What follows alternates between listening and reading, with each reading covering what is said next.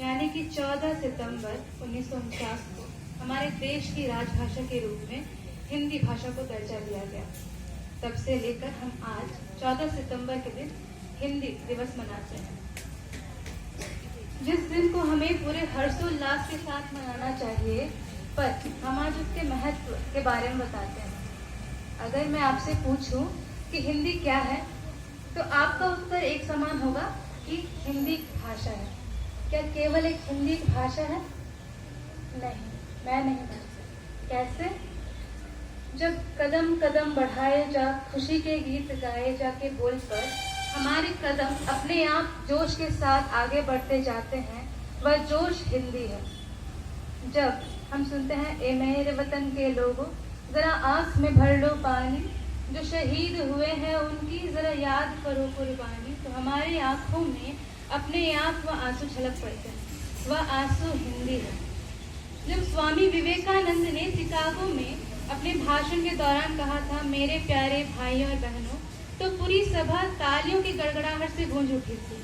वह हिंदी थी।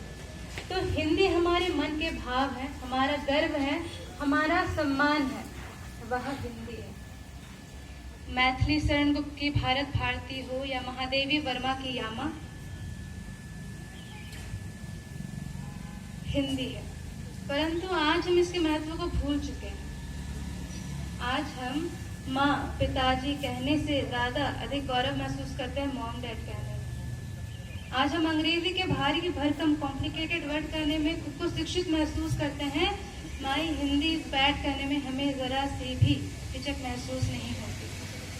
अगर मैं हिंदी को एक वाक्य में बोलूं तो एक नारी की गरिमा जो बढ़ाए उसे हम बिंदी कहते हैं, बिंदी कहते हैं। और जो भारत माता के गौरव को बढ़ाए उसे हम हिंदी कहते हैं। वह हिंदी है। मैं आप सभी के साथ विवेकानंद जी की कहानी साझा करना चाहती हूँ।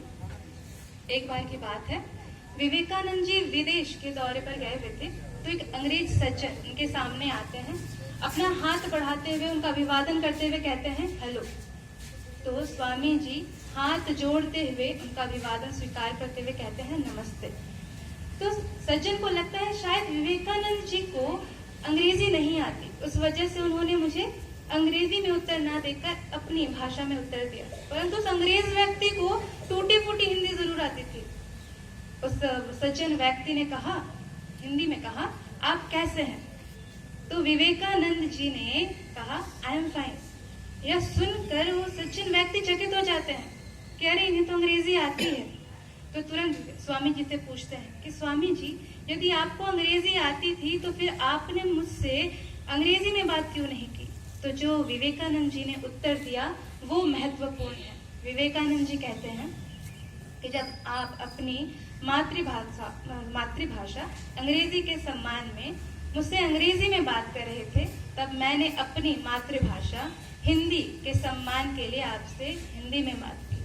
परंतु जब आपने मेरी मातृभाषा हिंदी का सम्मान करते हुए मुझसे हिंदी में बात की, तब मैंने भी आपकी मातृभाषा का सम्मान करते हुए आपसे अंग्रेजी में बात की।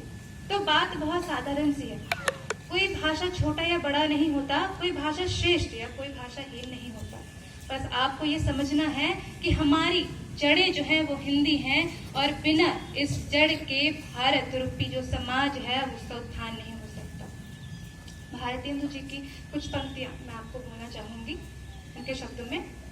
निज भाषा उन्नत अहे, सब उन्नति को मूल, बिन निज भाषा ज्ञान को मिटत, न हिय को सूल।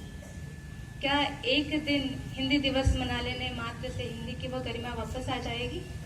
नहीं, हमें इसे आत्मसात करना जरूरी है, हमें इसे अपने जीवन में उतारना जरूरी है, तब हिंदी की वह गरिमा, वह गौरव पुनः वापस आ सके।